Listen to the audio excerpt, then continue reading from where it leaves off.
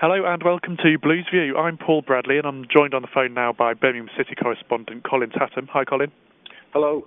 Well, we'll move on to the upcoming Wolves game in a minute, but first of all we have to touch on that Anfield performance and 5-0 defeat. Colin, where did it all go wrong?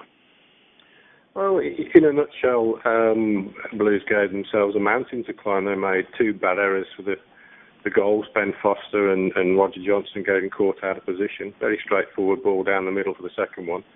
And then by, a quarter of the game gone, they're 2-0 down.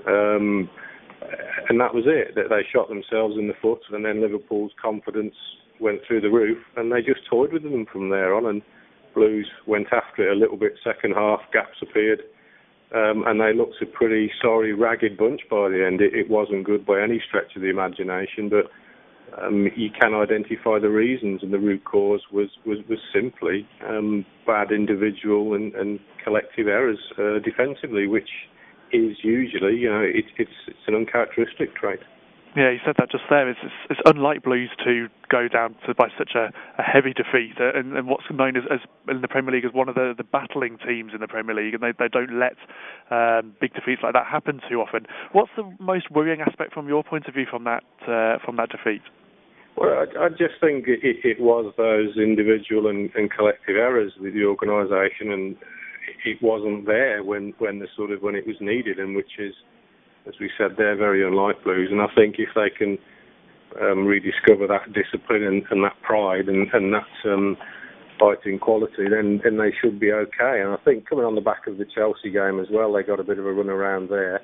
But again, these against two quality sides, when it's all said and done, they've got quality players with movement and pace, the sort of which Blues haven't got. And in certain games, it can be all too apparent, which it was this past week or so.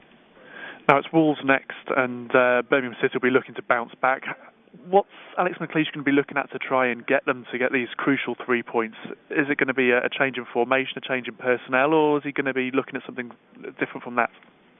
Yeah, well, I think obviously he chose particular teams for the last two away games at tough venues, and at home against Wolves, I think it's virtually certain Kevin Phillips will return. Obviously Barry Ferguson was rested, a big call for Anfield, but the manager did it, he felt, for the right reasons, that he looked a little bit leggy. He's been nursing his broken ribs, and also I don't think he's been quite on form with his passing over the last few games, but he will be back as well.